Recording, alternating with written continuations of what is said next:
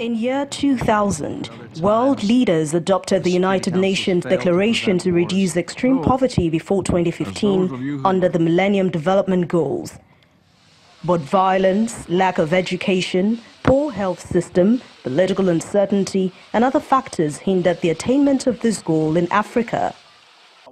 This gave rise to a new plan in 2015, the Sustainable Development Goals.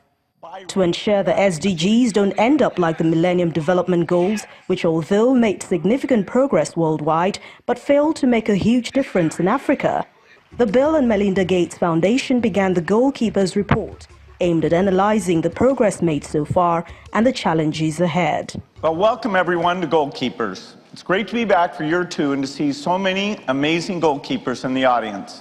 We hope you'll have an amazing day. The Goalkeepers 2018 edition brought together presidents, health experts, business leaders, human rights advocates and other people from around the world to witness the unveiling of this year's report and look into solutions to the problems hindering development, especially in Africa.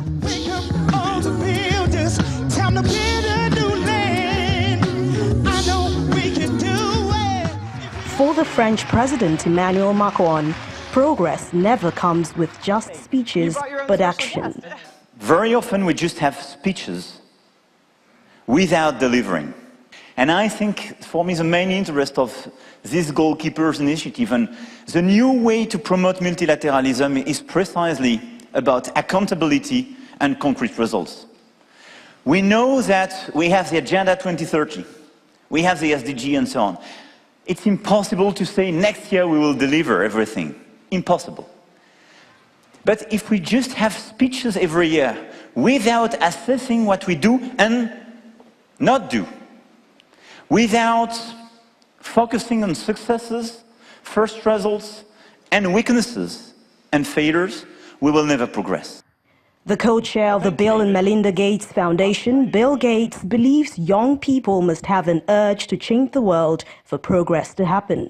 Of course, we're focusing on young people today because of their importance in transforming the world. Of course, I'm not one of these young people, but I do remember what it was like to be rebellious and have new ideas. I waited until my parents were asleep and I snuck out of the house in the middle of the night to go up and use a computer in the University of Washington's physics department. There were a few hours in the middle of the night when the graduate students weren't there and I could have a few hours on this big, amazing machine. The machine was the size of a room, and it was about 8,000 times less powerful than what you have in your pocket. But I would do anything to get my hands on it and try out to see what the magic of software could do.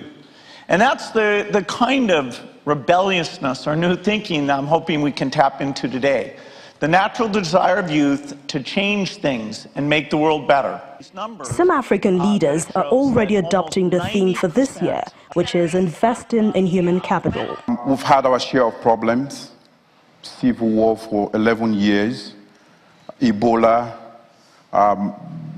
man-made catastrophes, and also recently we had a mudslide. With that hindsight, what I have thought of the things I've harbored was how I could accelerate development in Sierra Leone to catch up with the rest of the world. We are lagging behind, I know that, but we don't want to go forward, we want to catch up with the rest of the world. So I have established a list of priorities, but sitting on top of that particular list of priorities is the human capital development. A lot has been said about holding leaders to account, but education and a healthy population remain very critical at the moment. Now, the frightening revelation about the Goalkeepers 2018 report is that by the year 2050, the poorest people in the world will be found in just 2 countries, that's Nigeria and the Democratic Republic of Congo. Now, the big question is, how can we ensure that this ends as just a report and not the reality? The alarm has already been raised. Time waits for no one. From New York, Anwar Wadu, Channels Television News.